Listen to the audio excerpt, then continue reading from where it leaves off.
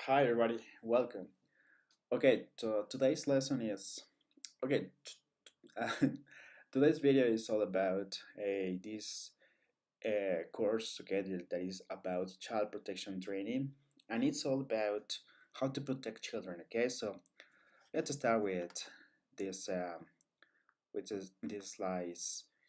And self-care. Among us, there are survivors and supporters of survivors of child abuse. So it's important to know that children might have child abuse from different parts, from family, from um, all the environments that they live or the environments that they visit. So it's important to be aware of all of these topics. Please feel free to step away, breathe, and come back. Our stories are our own. We agree to avoid judgment and discriminatory language. Course objectives. It is to understand child protection's fundamentals, recognize signs and symptoms, create a safe environment, report and respond to concerns, and develop effective communication skills, maintain professional boundaries, and practice self-care. Understand the legal framework and policies. Okay. So first of all, we have this question: what is child abuse? And we have four areas to take into account: harm a child or cause a child to be harmed, put a child at risk of harm, attempt to harm a child, and incite another to harm a child. That's important to know. Okay, if you probably you don't think that you are thinking that by doing any action that can harm another child, so it's also child abuse. Okay, you are promoting violence. All schools have a duty of care to children enrolled in the school and those who are affected by the operations of the school. Okay, so it's a duty from the school, this duty of care to children enrolled in the school. Now, let's see this statistics. Let's see, give me a sec, okay?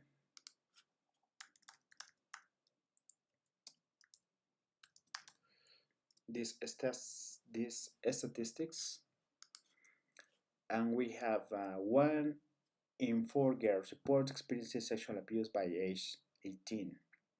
1 in 4 girls, which is something incredible. Nearly 30% of offenders are older children or teenagers. Okay. 1 in 20 boys report experiencing sexual abuse by age 18. Okay. In 90% of cases, sexually abused children know their abuser. Okay, in 90% of cases, children under the age of 9 are most likely to be sexually abused. Yes. There's no one type of offender. There can be a friend, family, family member, neighbor, teacher, or coach of any gender. Okay, so it's important to be aware of. Okay, only to it's not only the way of thinking stereotypes. Okay, it can be only a man, can be a neighbor or member of family, but can be any person. So it is quite important to create an environment that can protect the children. Okay, myth or reality? Nice people do not harm children. That's a myth. Probably most of the child abusers are nice people, and actually, this is the way they reach young or young people or children because they are nice. They show themselves as a nice person and a kind person, a gentle person. So probably there could be the worst, but not necessarily. Okay, so this is only appearances. Now, myth prevalence varies, but over 90% of offenders are known to the child. Okay. Teach children to recognize and reach out to trusted and safe adults when they feel unsafe, rather than teaching a stranger danger, as strangers may be the ones to help police, security, etc., and reach out to trusted and safe adults when they feel unsafe, rather than teaching a stranger danger, as strangers may be the ones to help. Okay, so that's something interesting. Okay, instead of teaching children to go to a stranger danger, that can be a person who it is not known from the children, so the police, the security. So it is better to teach them to reach out to trusted, safe adults. She had more than one adult to turn to in case the first adult does not respond immediately in a helpful manner. Okay, so myth or truth? Girls are victims and boys are offenders. It's a myth. It's a myth. And boys are offenders. Myth. Neglect is most common for both.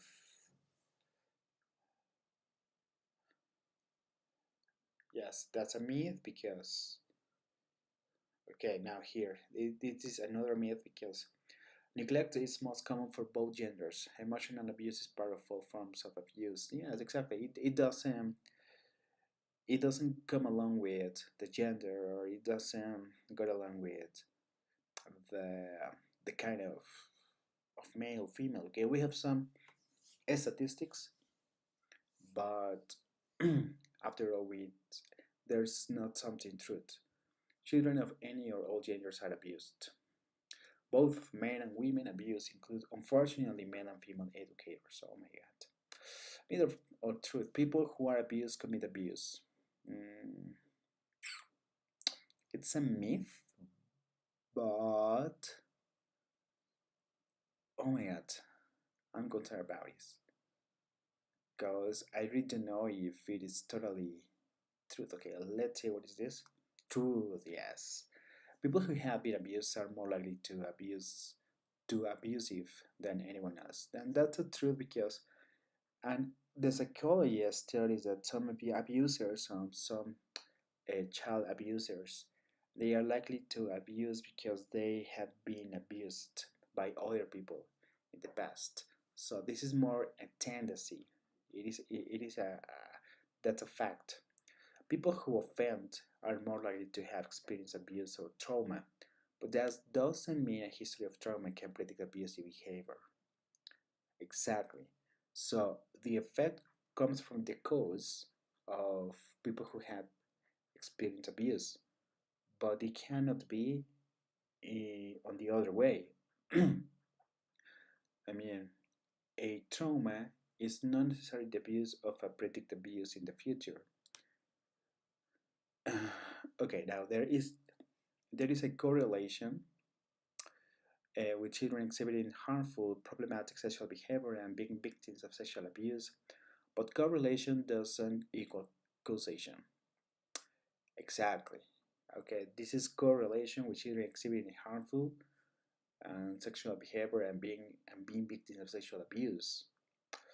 Okay, guiding principles: duty to children, duty to a legal perpetrator, and duty to the law, and mandatory reporting obligations. Okay, so we are gonna look at these three principles. The welfare of the victim or other children should always be the primary consideration. Okay. Yeah, why? Because the victim can be offended not only from from the from the perpetrator, but because of the system that is trying to ups to struggle the either the investigation or the accusation. Okay, duty of care. The schools have a duty of care to protect children and prevent them from harm and act with a sense of urgency if a child is at risk of harm. Yes, so that is a duty from school to act with a sense of urgency if a child is at a risk of harm. Duty of care. Act with watchfulness, attention, caution, and prudence in accordance to the circumstances. Okay, how do we act? Watchfulness, attention, caution, and prudence in accordance to the circumstances. Failure to comply with the foregoing is considered negligence and may have legal consequences. Failure to comply with the foregoing is considered negligence and may have legal consequences. Okay. Child abuse. According to the World Health Organization, to whom child abuse is all forms of physical and or emotional ill treatment, sexual abuse, or negligent treatment, or commercial or other exploitation, resulting in actual or potential harm to the child's health, survival, development, or dignity in the context of a relationship of responsibility, trust, or power. Okay, survival, development, or dignity in the context of a relationship of responsibility, trust, or power. Okay, now, a person may abuse a child by inflicting harm or by failing to act to prevent harm. Oh my god. Yeah, it's just like saying that you have been a, a partner of the abuse or an accomplice. Accomplice. Or an accomplice. It's not only the person who harms a child, but the person who doesn't do anything to prevent harm.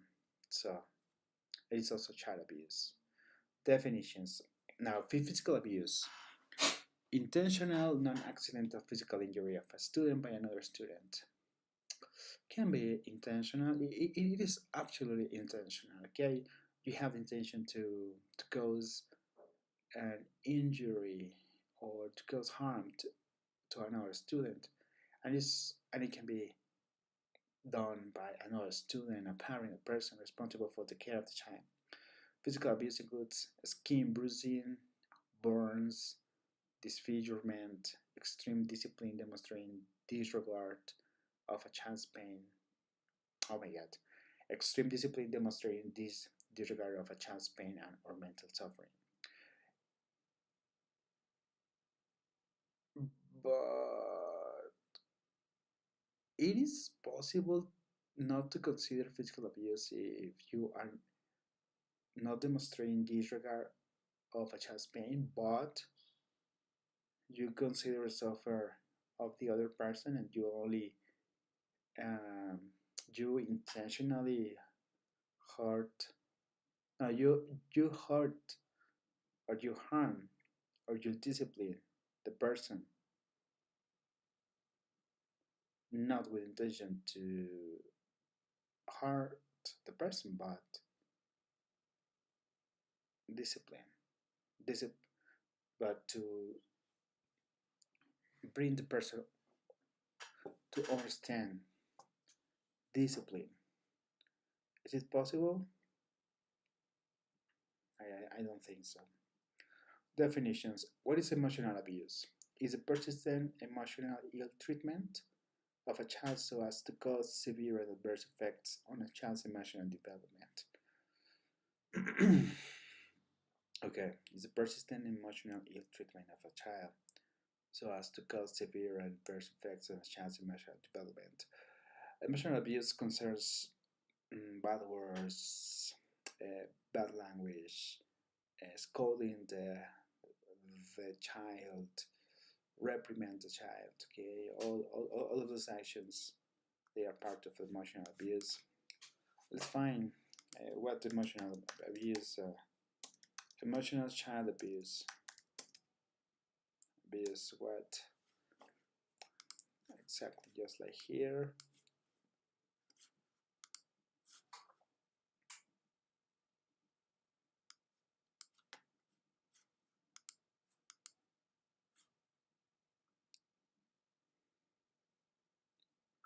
it says,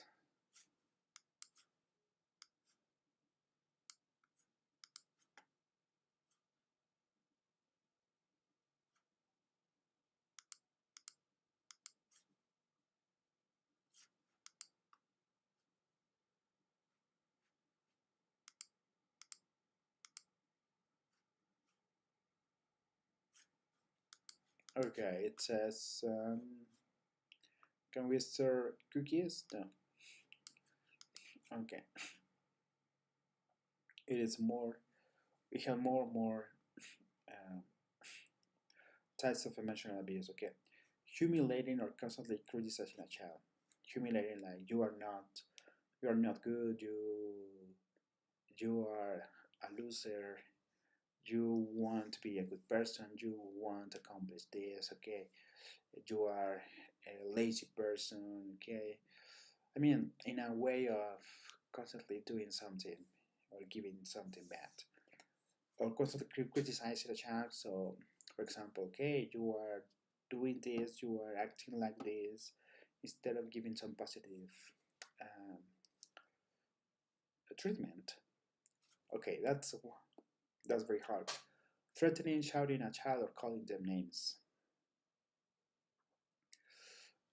Here, threatening, shouting at a child, it's because you threat, okay, if you don't this, I will hit you, I'll kick you, okay, in that way.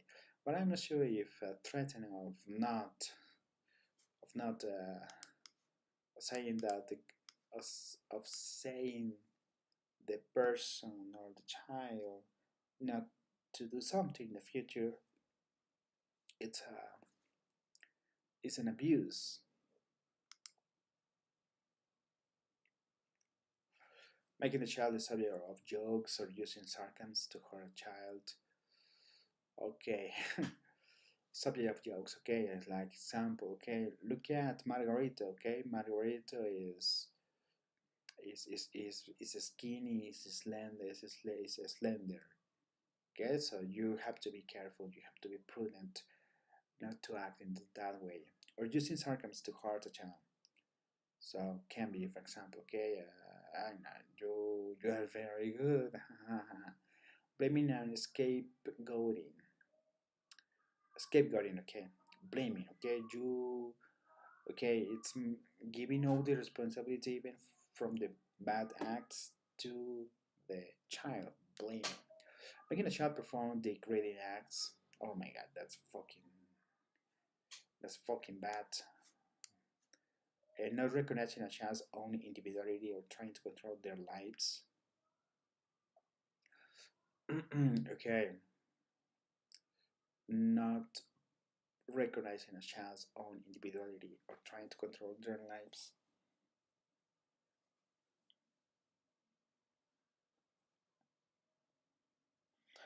Now, the question is, how can I recognize a child individuality?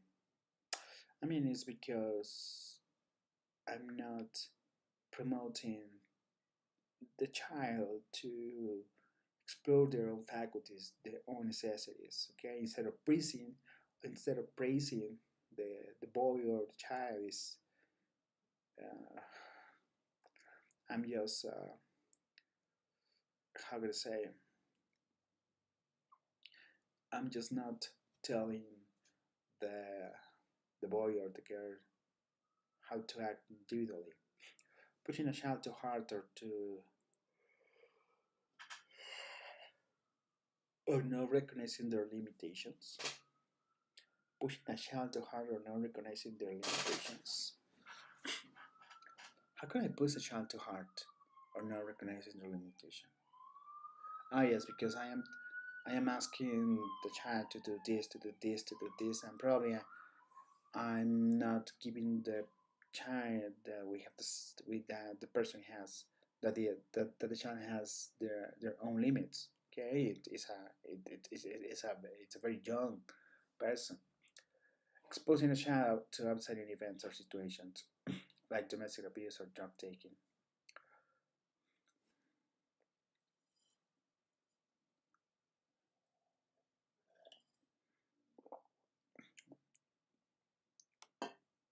Okay, no.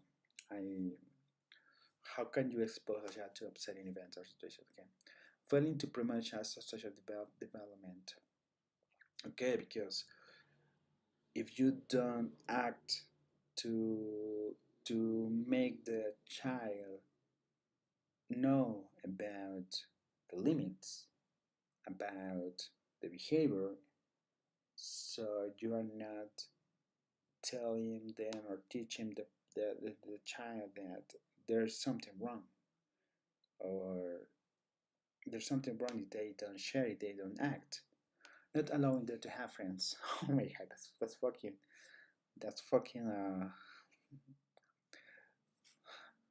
bad. Okay, not allowing them to have friends.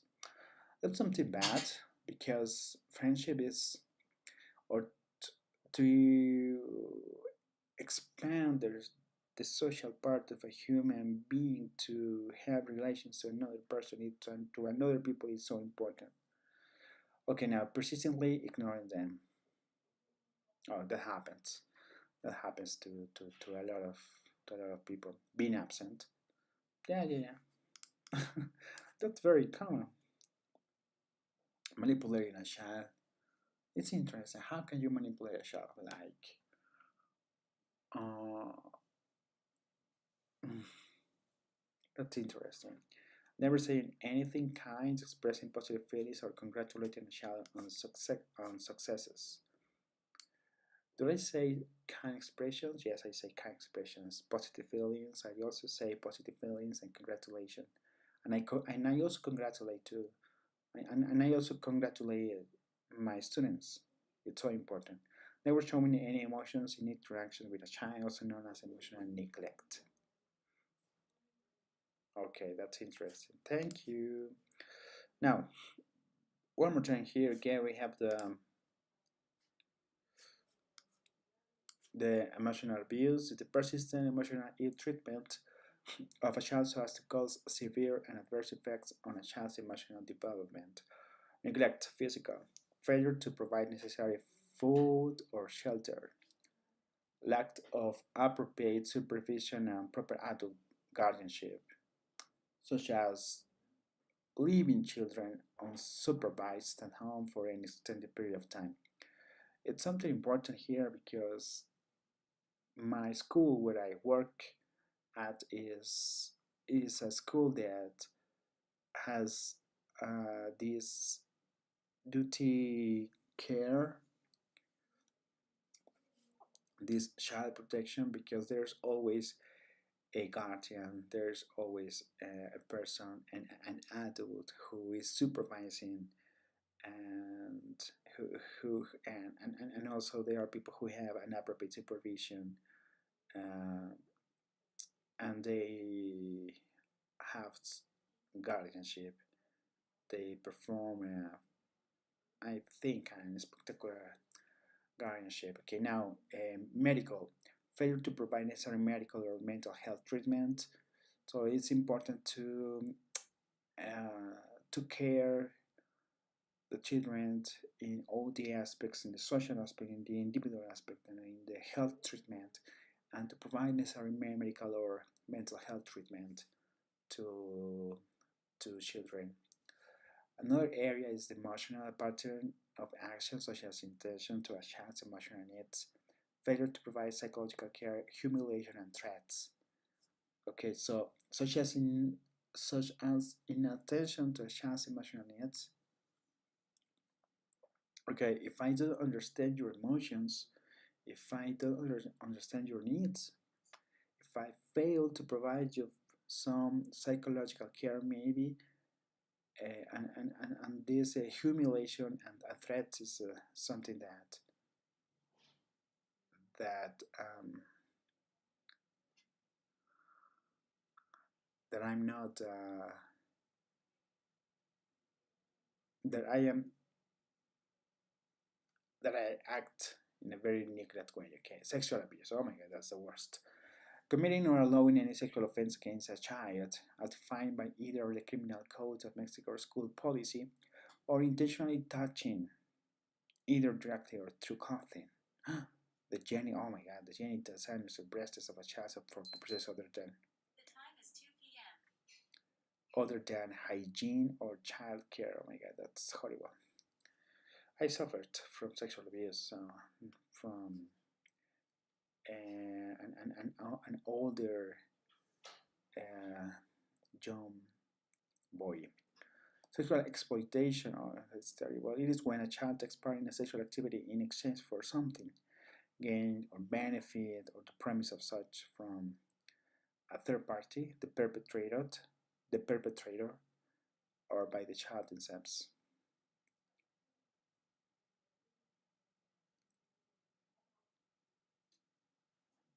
The perpetrator. It is when a child takes part in a sexual activity in exchange for something from a third party, the perpetrator, or by the child themselves. Okay, bullying or harassment. What is bullying? It is a specific type of behavior, physical, verbal, social, emotional, and cyber aggression that is repetitive and intended to harm, disturb, intimidate, or humiliate, and is often characterized by an imbalance of power between individuals or groups. Yes, it is just like total abuse from a person who has certain power and abuse of their power to humiliate, to intimidate, to disturb. It's merely violence. It's merely violence. To harass is an act of repeatedly and intendedly harm a person because you hate the person because uh, you are addicted to use the power, but you are addicted to use the power because you are also or you have been also humiliated. Okay, so that was only the way, that is only way to humiliate. So that's bullying or harassment. Yeah. Harassment. Let's see what's harassment more. Harassment. Oh no, that's fucking. Okay, now self harm. Oh no. Self harm is suicidal ideation, self harm, eating disorders, trichotillomania, trichotillomania, and drug and alcohol abuse. Okay, self harm is because you hurt yourself, you have some suicide ideation, and you self harm by cutting your skin, by hitting yourself, by um, I don't know, you only hurt you, or you can have some eating disorder if you don't eat properly, and you want to be or you induce yourself to vomit. Now it's interesting. What is trichotillomania? Let's find it. Trichotillomania. There it is. Trichotillomania, hair pulling disorder. Okay. It's a, oh no, that's Spanish. No. I want it in English. It is just like this. Oh my god. Trichotillomania is also known as a hair pulling disorder. People who are pulling their hair because they have a compulsive hair pulling, and it's a mental disorder characterized by a long-term urge that results in the pulling out of one's own hair. So all of those disorders, if you have an eating disorder, if you have a trichotillomania, is because you have a mental disorder. Okay, you hurt yourself, you harm yourself, um, because you urge something.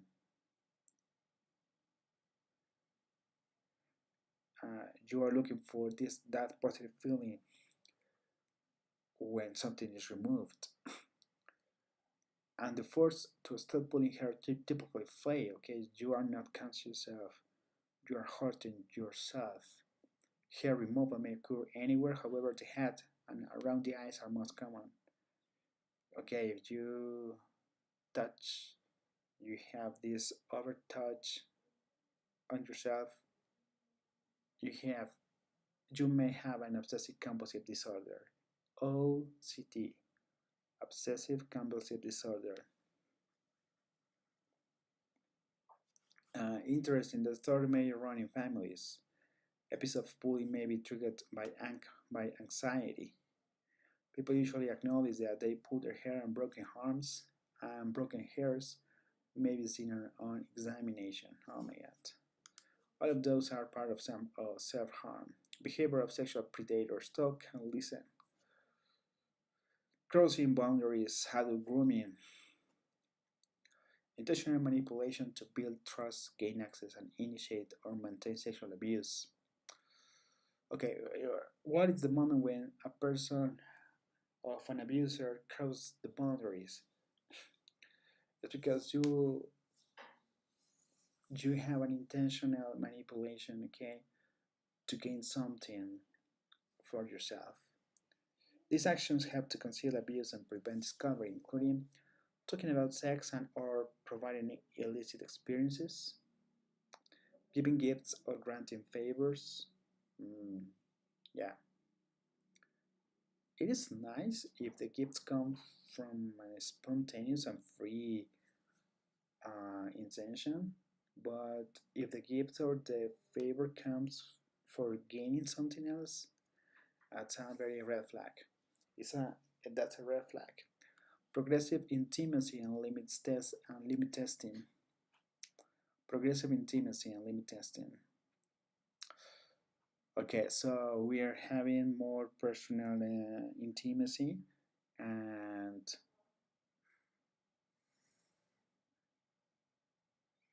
limit testing. Meeting parents needs or meeting parents needs or alienating the child from their parents.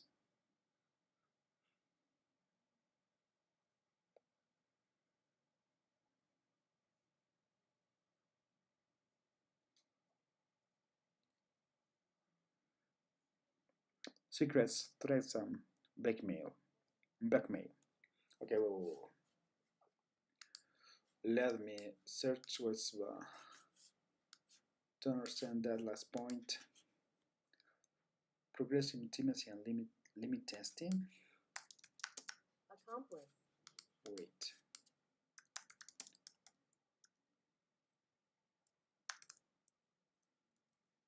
Limit testing behavior. What is this?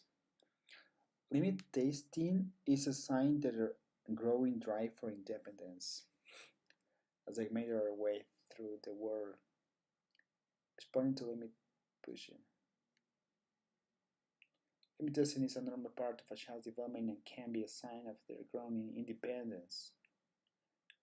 It can involve behaviors like climbing, opening cabinets and drawers, wetting toilet paper. Okay, okay, okay. So the person is the person has more limit testing. So the person is doing something by themselves. Okay, the person has some secrets, threats, and blackmail. Now, what's blackmail?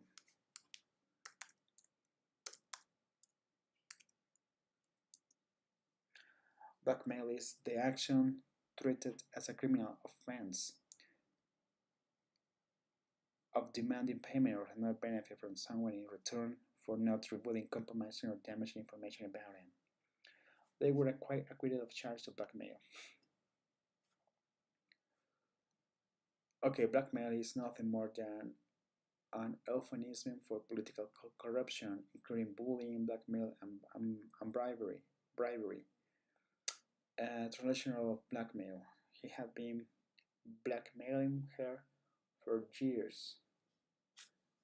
Okay, blackmail is when you threat a person mm, to not to say something that is illicit or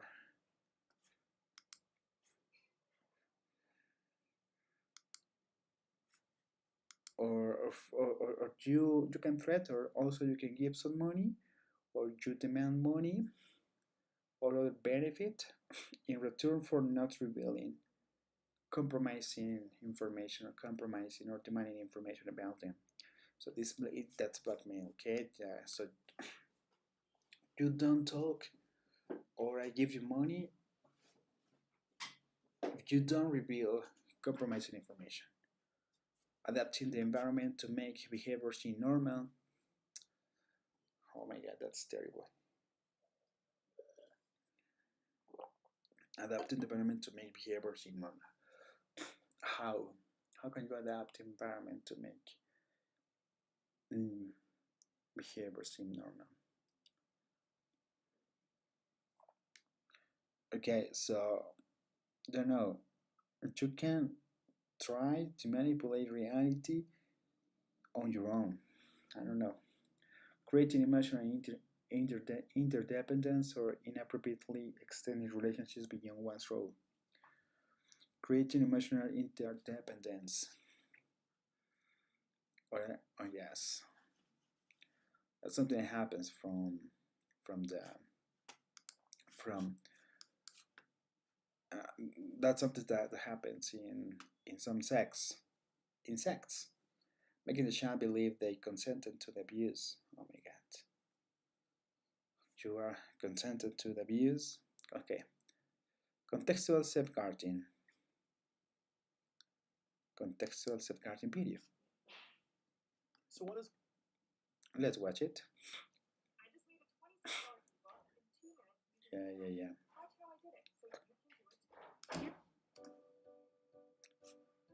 Contextual safeguarding is an approach to safeguarding children and young people that recognizes and responds to their experiences of significant harm beyond the boundaries of their home. Contextual safeguarding approaches require practitioners to identify and respond to risks and vulnerabilities facing young people in a range of social environments. In other words, a contextual approach to safeguarding identifies and responds to more than individual risk factors and vulnerabilities. Child protection and safeguarding structures already routinely identify and respond to violence and abuse experienced by young people within their family or home settings. However, these structures are yet to consistently engage with other social environments where young people spend their time. As young people enter adolescence, they spend increasing amounts of time outside of the home and may experience violence and abuse within these public environments.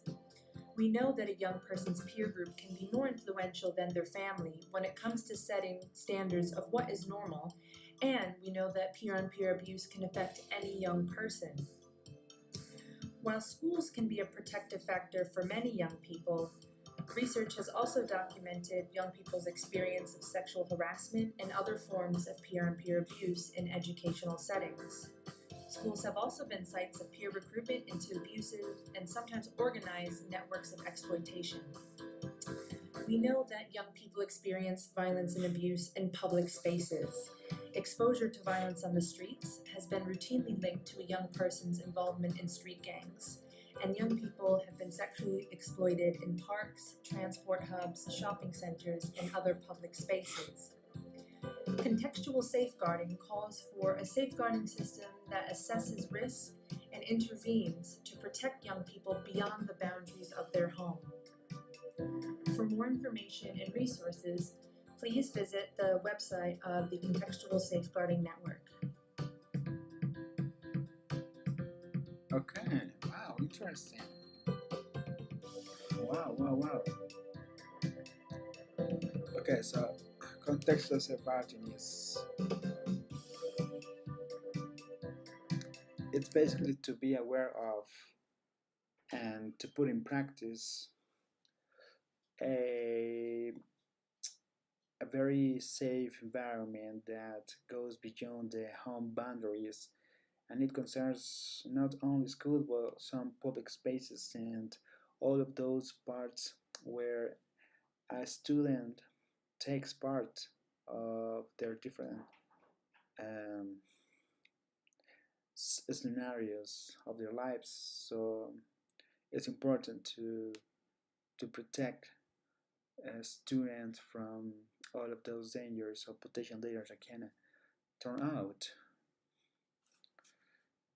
Okay, so I think that's a contextual safeguarding. Safeguarding. What is contextual safeguarding? Not in my words, but not in my words, but the impact or abuse of a child, their family, school, and their wider community affects a person's like likelihood of abusing or being abused. Okay, yeah.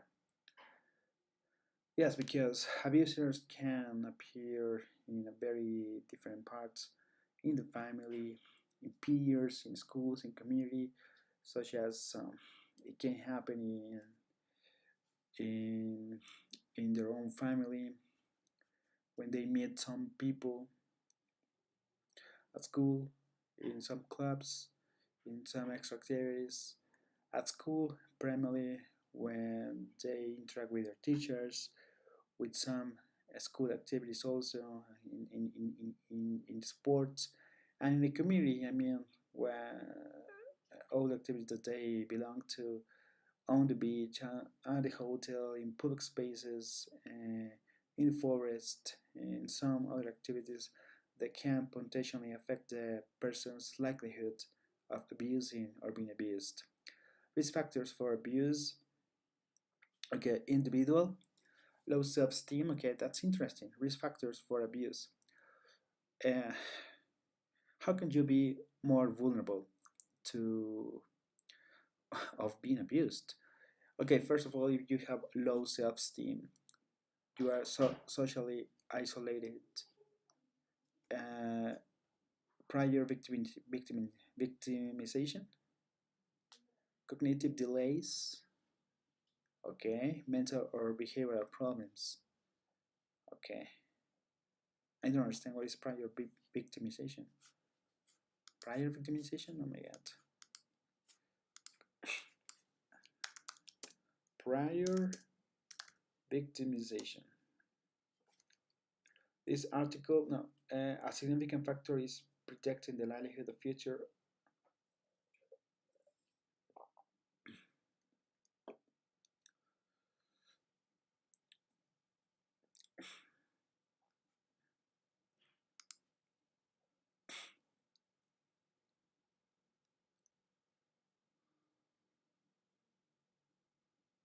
Okay,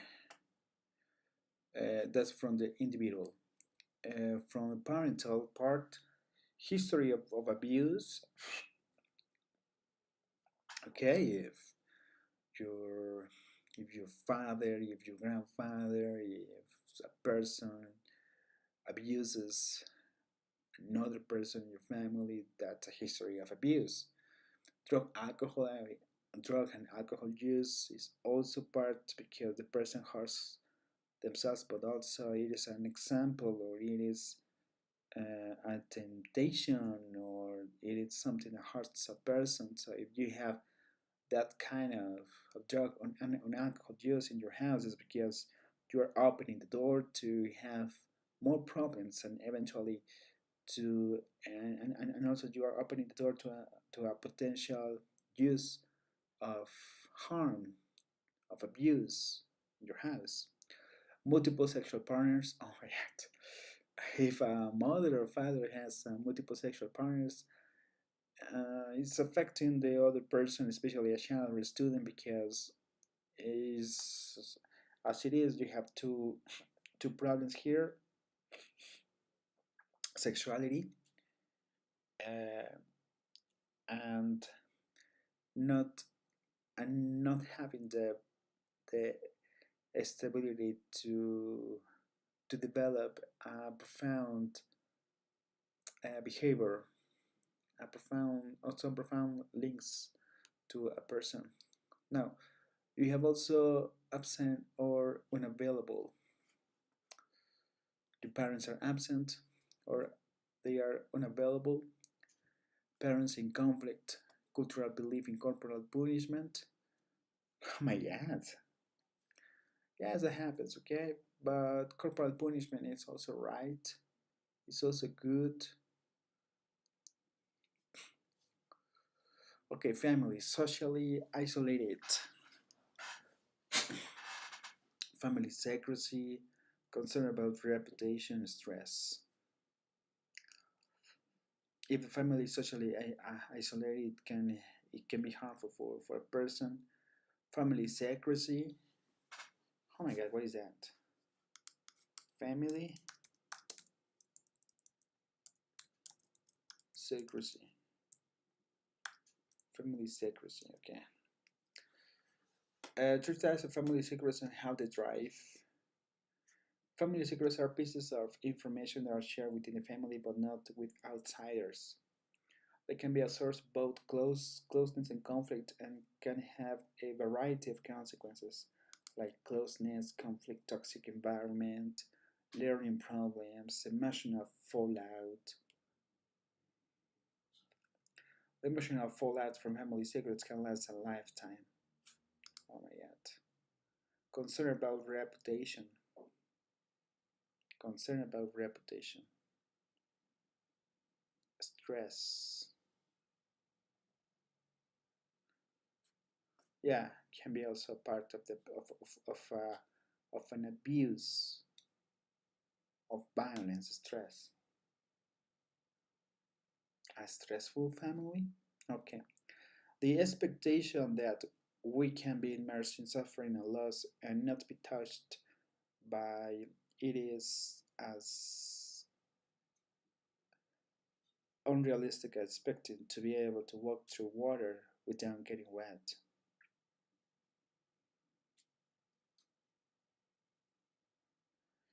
Okay, yeah, I understand. The expectation that we can be immersed in suffering and loss and not be touched by it, and not to be touched by it is as unrealistic as expecting to be able to walk through water without getting wet. That's a good quotation from Bremen 2006. How can you tell if you are traumatized? Oh my god. How, how can you tell? How can you tell if you're traumatized? Okay, if you feel overwhelmed, if you are isolated, oh my god, that happens to me. If you have some intrusive thoughts, what are intrusive thoughts?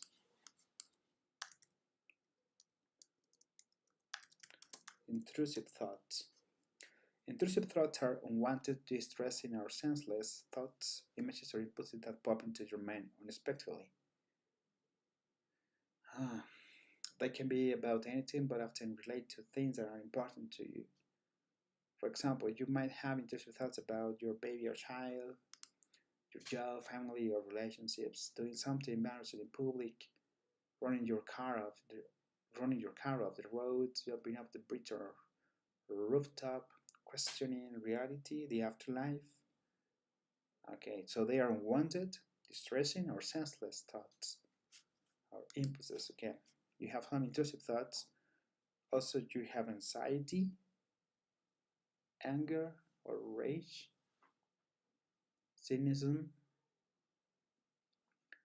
Let's read more about the concept of cynicism. Cy- cynicism. Cynicism. Sorry. Cynicism. Cynicism is an attitude or distrust in the motives of others. And I believe that people are primarily motivated by self interest.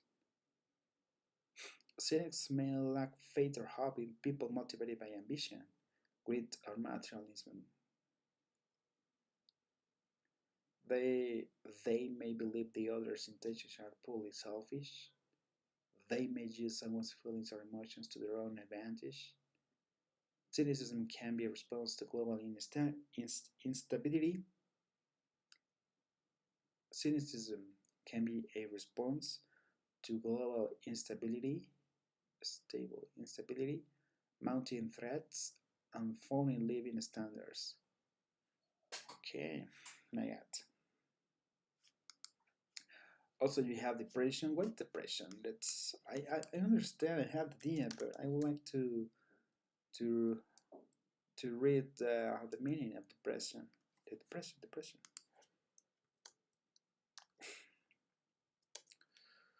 Okay, feelings of severe despondency and dejection. Alone and severe recession in an economic. Oh my God, that's in economics. Depressive disorder, also known as depression, is a common mental disorder. It involves a depressed mood or loss of pleasure or interest in activities for long. It's not depression. Okay. It develops a depressed mood or loss of pleasure or interest in activities for long periods of time. You lose your interest in activities to do for long periods in time. You also you have a loss of pleasure.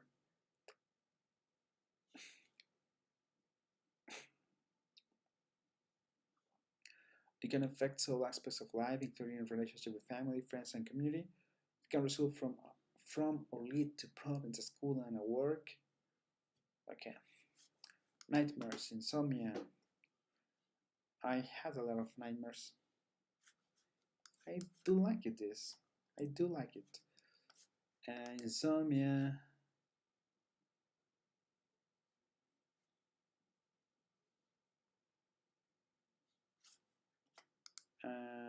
Okay, problems with sexual intimacy. Did I have some problems with sexual intimacy? Maybe. Not totally, but maybe. I really don't know. Preoccupation with the trauma. Yeah, I was truly obsessed of the origin of my trauma. Numbness and dissociation. Yeah, yeah, it happened to me. Exhaustion. Exhaustion? What's exhaustion? Exhaustion. What is exhaustion? Feeling tired is a common experience. Okay, it's feeling tired, feeling so fucking tired. It can be caused by disrupted sleep habits, a change in routine, or the appearance of stressors in life. Irritability, okay. Potential signs of traumatic stress, nightmares and sleep disturbances, changes in appetite and eating patterns, in appetite,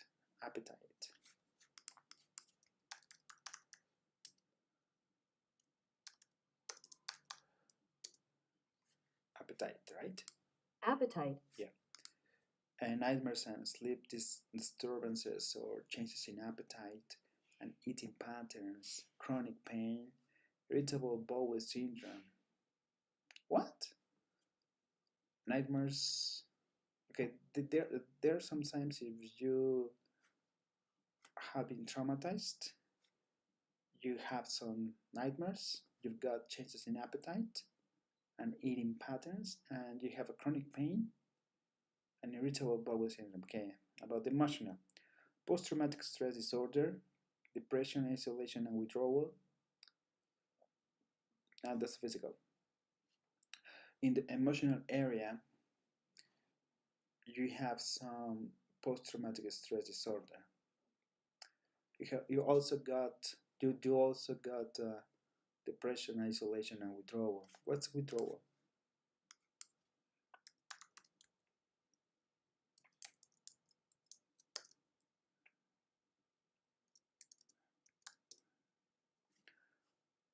Withdrawal is the active process of taking something away so that it's no longer available or of stopping being involved in an activity.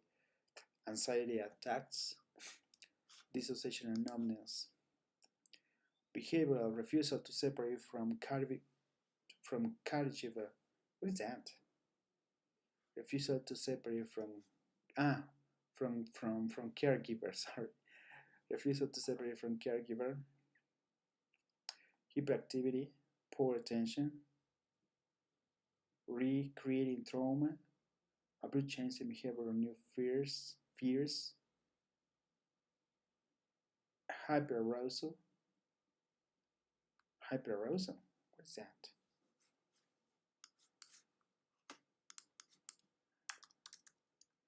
Hyperarousal. It occurs when a person's body suddenly kicks into high alert as a result of thinking about their trauma, aggression. Yeah, because you have been hurt. So you hurt sexualized behavior.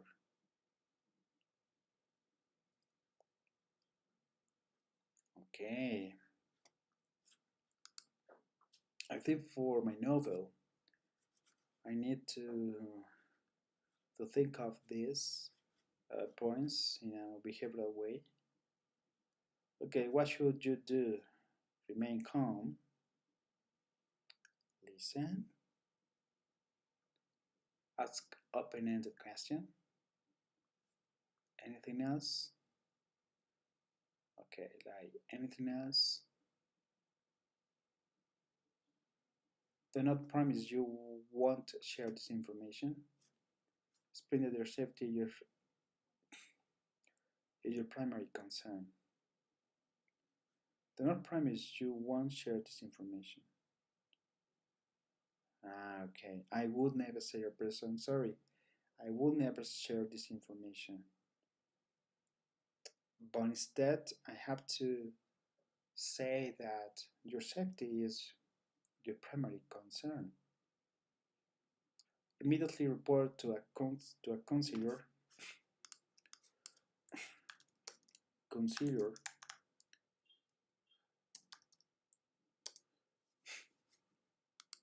Counselor. To a counselor. Immediately report to a counselor, child protection committee member, or an administrator. Reporting is mandatory.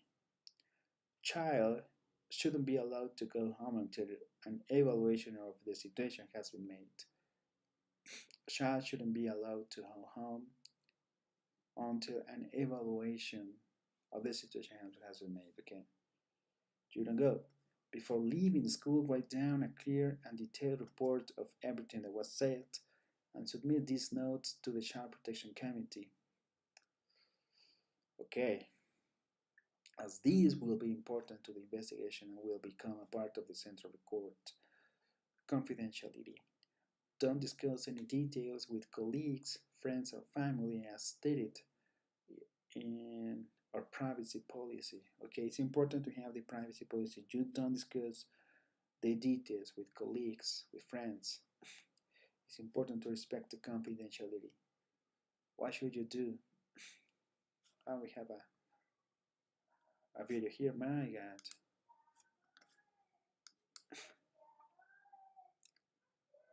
Whoa, whoa, whoa.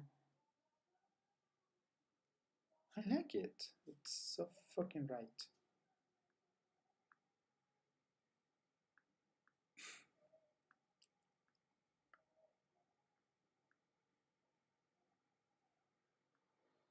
Okay.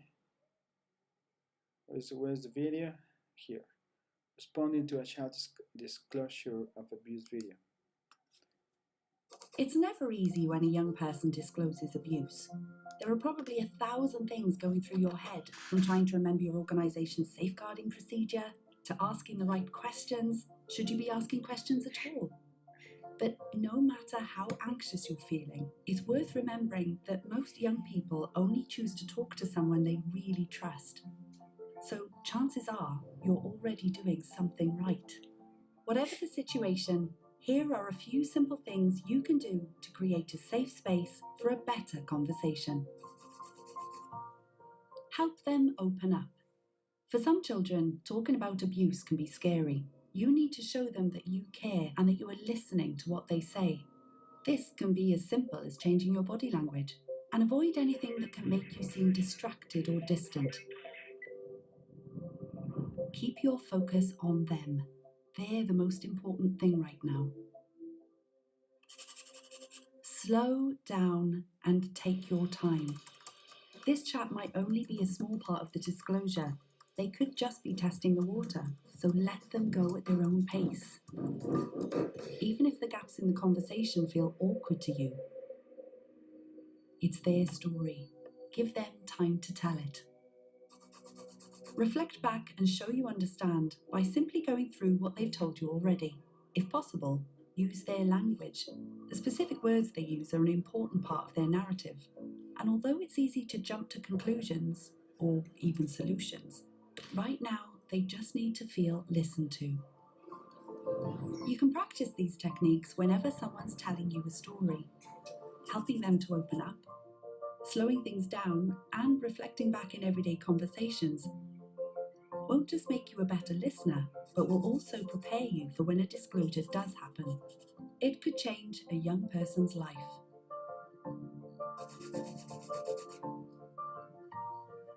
Oh my god, so fucking interesting.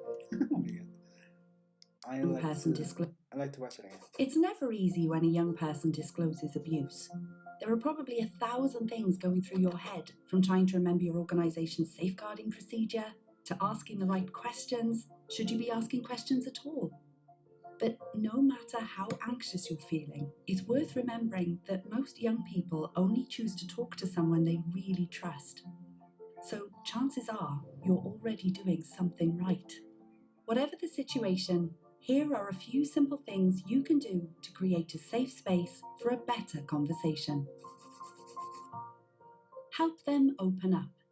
For some children, talking about abuse can be scary. You need to show them that you care and that you are listening to what they say.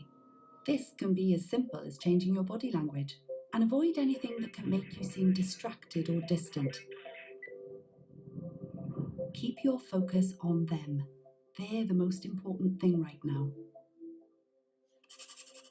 Slow down and take your time. This chat might only be a small part of the disclosure. They could just be testing the water, so let them go at their own pace. Even if the gaps in the conversation feel awkward to you, it's their story. Give them time to tell it. Reflect back and show you understand by simply going through what they've told you already. If possible, use their language. The specific words they use are an important part of their narrative, and although it's easy to jump to conclusions, or even solutions, right now they just need to feel listened to.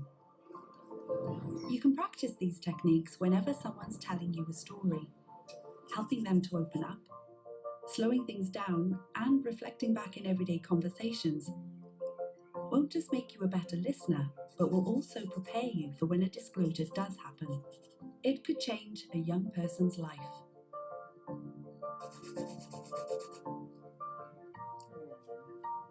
was abused. Oh my god, that's so fucking right now. What should you do? Okay, cyberbullying. Cyberbullying is a general topic that deals with digital platforms, duty of care, be aware and be vigilant. ASF digital platforms policy, be aware that cyberbullying can happen during the school day.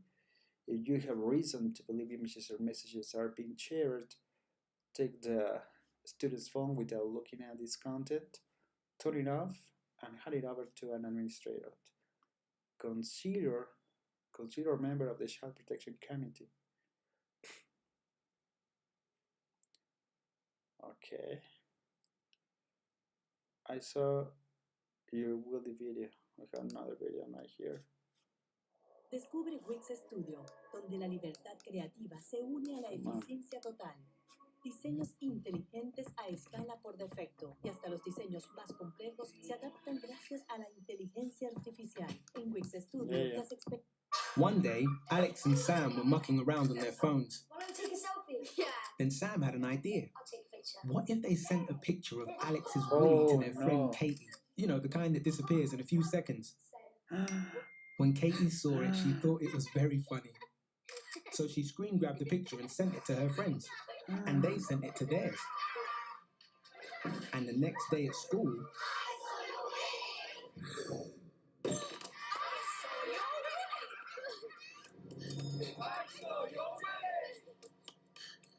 Newsflash! The world sees Alex's Willy. Alex even got a message from a bully.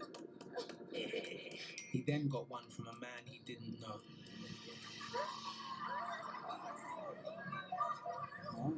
Sometimes children share things they shouldn't online. And the effects can be devastating. Help keep your child safe. Search Share Aware. Okay. Share aware. No. One day, I like to read the comments. Or Willie's rubbish. Dude, you don't have to roast him that hard. Which grandma just looked at him and says, be small in it. Oh my god. It's so fun and games until someone says, or Willie is rubbish.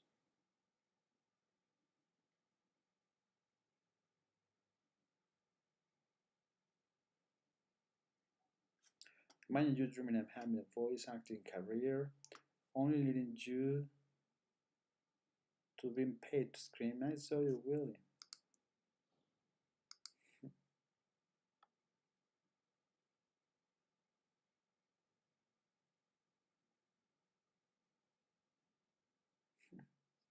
The fact that they actually have to get multiple voice actors to just scream.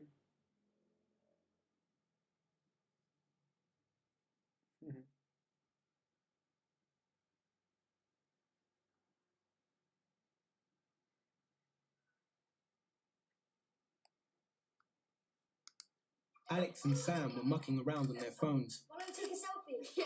Then Sam had an idea. I'll take a picture. What if they sent a picture of Alex's Willy to their friend Katie? You know, the kind that disappears in a few seconds. When Katie saw it, she thought it was very funny. So she screen grabbed the picture and sent it to her friends. And they sent it to theirs. And the next day at school,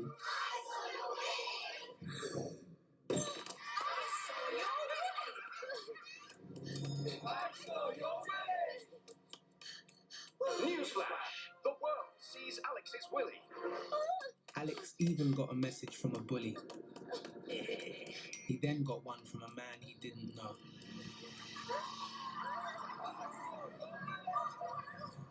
Sometimes children share things they shouldn't online. And the effects can be devastating. Help keep your child safe. Search Share Aware. Okay, now, my god. A whistleblowing policy. All staff members have a legal responsibility to report if they suspect that another staff member, volunteer, administrator, coach, or any other adult working with our students is abusing a student. Okay, that's a responsibility, and that's a legal responsibility.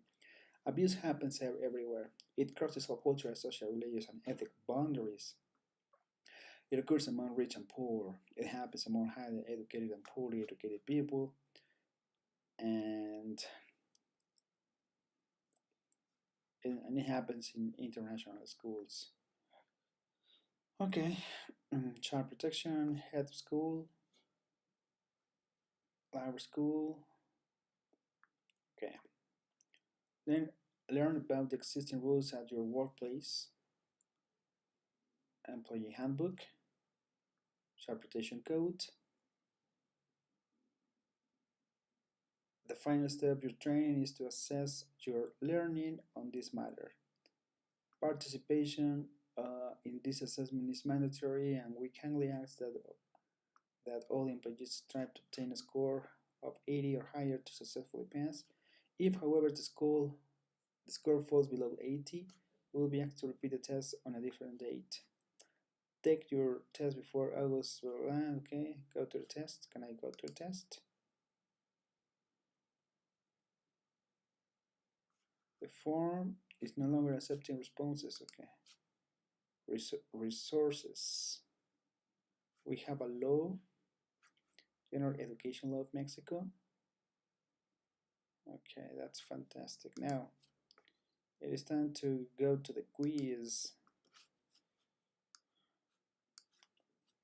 After reviewing the child protection presentation, answer the following question. Okay, start attempt. What is child abuse? Incite another to harm a child. Wait, give me a sec. I need to close all the tabs. Okay, now yeah. What is child abuse?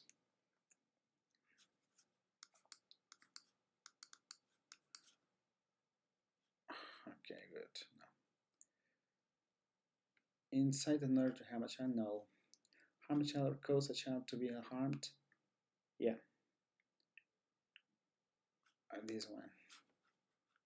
Next. Girls are victims and boys are offenders? Myth. We've said that violence doesn't go along with gender,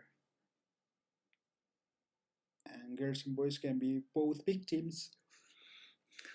Can they both be victims and boys are offenders? No. Next, what is duty of care? To take care of children according to your criteria. No, to take care of children and fulfill their needs on school grounds. To act with watchfulness, attention, exactly just like this. What is the duty of care? To act with watchfulness, attention, caution, and prudence in accordance to the circumstances. Yeah. What is physical abuse? Intentional physical injury of a child.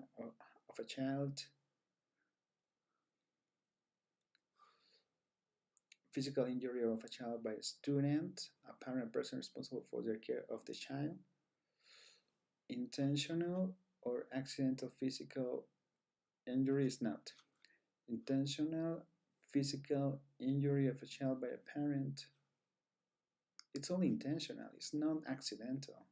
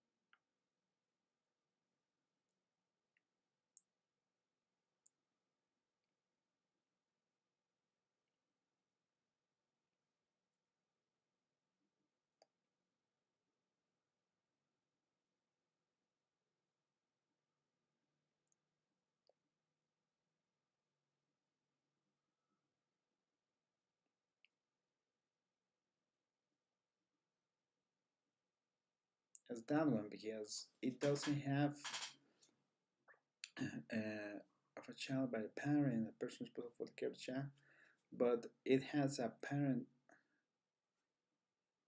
of a child by a student, a parent, a person. Must be that because it has by a child, by a parent, person responsible is the fourth because it also has a student. Next, what are the child protection guiding principles? Okay, duty to the children, the family, and the alleged perpetrator. Yeah.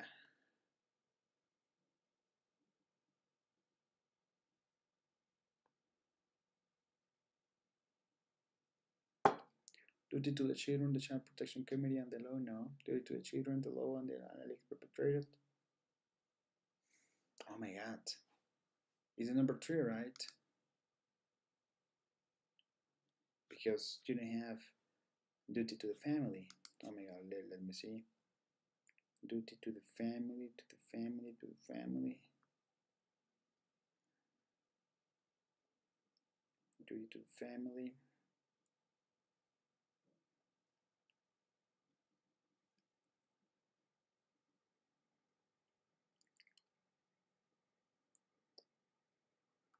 They are, yeah, duty to the law, exactly. So it is just duty to the children, the law, and the alleged perpetrator. The alleged perpetrator, very good. Review. Yeah, finish. Submit activity. All questions have been attempted. You want to submit the activity now? Yeah.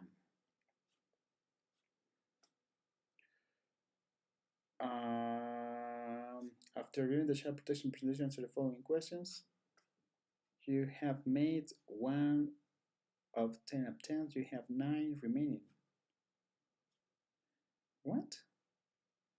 Where's my grade?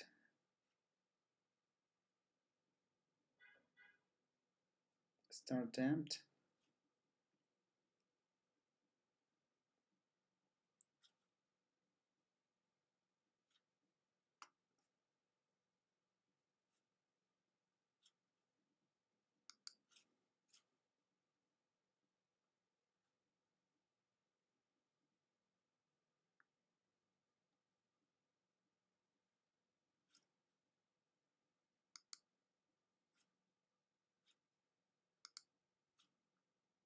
Okay, so that's all. Bye bye, and thank you.